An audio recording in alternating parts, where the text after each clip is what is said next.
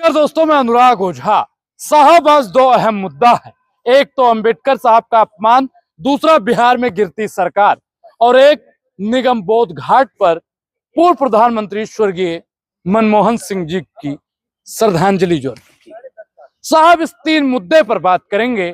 और एक मुद्दा से मेरे हाल से वो बेगाना है, न जाने नरेंद्र मोदी जी ने किस बात का बुरा माना है।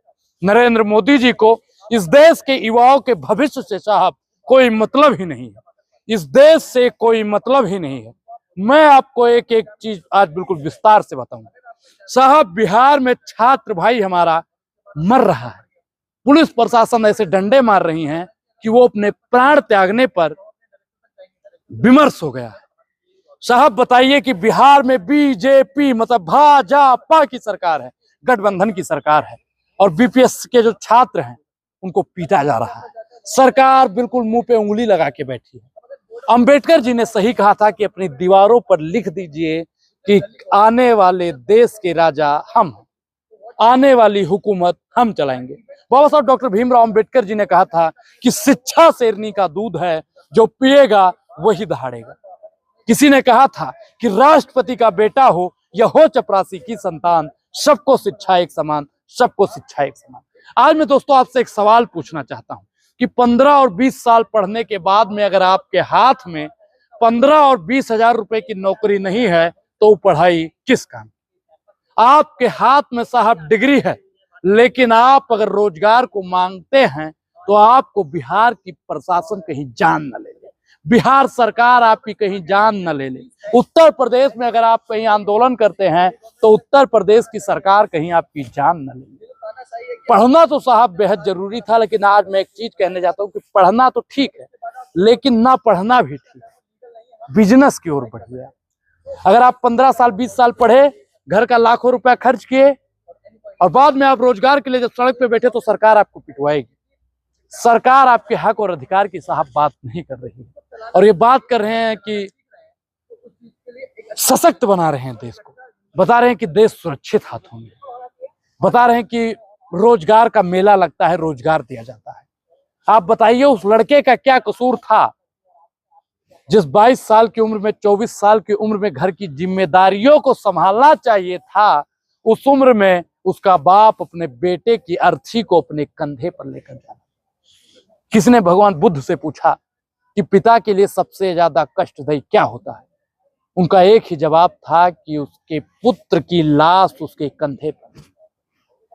आप बताइए उस युवा के बाप के दिल पर क्या बीत रही होगी, उस माँ के दिल पर क्या बीत रहा होगा। मोदी जी जरा कान खोल कर सुनो, नरेंद्र मोदी जी कान खोल कर सुनो, और अमित शाह जी आप भी कान खोल कर सुनो। आप अग्निवीर ले आते हैं, रक्षा मंत्री जी से तो मतलब ही नहीं है क्योंकि पंकज सिंह सेट हो चुका है। गृह मंत्री जी से कोई मतलब नहीं है क्योंकि जयशाह सेट हो चुका है। नरेंद्र मोदी से कोई मतलब नहीं है क्योंकि नरेंद्र मोदी ने अपने मित्रों को सेट कर दिया है। आने वाली 2-4 पीढ़ियां इनकी आराम से ऐश से खाएंगी। लेकिन साहब, अब अगर मानवता नीतीश कुमार के अंदर बची हुई है, अगर अब मानवता तनिक सी भी बची हुई है, तो अब इनको पलटी मार लेना चाहिए। अगर ये अब भी पलटी नहीं मारते हैं तो ये लोकतंत्र की सरेआम हत्या है। अगर एक युवा मरता है तो पूरा बिहार के युवाओं का जोश ठंडा हो जाता है। अब माँ अपने बेटे से कहेगी जाओ बच्चा प्रोटेस्ट करो अपने रोजगार के लिए? कौन माँ चाहेगी कि उसका बेटा जाए और पुलिस के लठ डंडे से मारा जाए? कौन चाहेगा कि हम 20 साल पढ़ने के बाद में जाएं और सरकार के खिलाफ बोलें और हमारा भी राम नाम सत्य हो जाए? आप लोग सोचिए और हमको जरूर बताइए।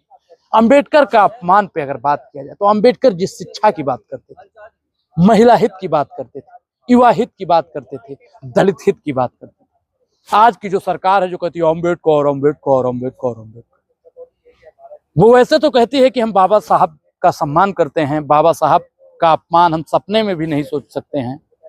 आप बताइए कि सपने में नहीं सोच सकते हैं तो पार्लियामेंट में क्यों करते हैं? अगर इस सपने में अपमान नहीं सोच सकते हैं तो शिक्षा पर टैक्स क्यों लगाते हैं? अगर ये सपने में भी बाबा साहब का अपमान नहीं सोच सकते हैं तो महिलाओं को इनकी सरकार में प्रताड़ित क्यों किया जाता है?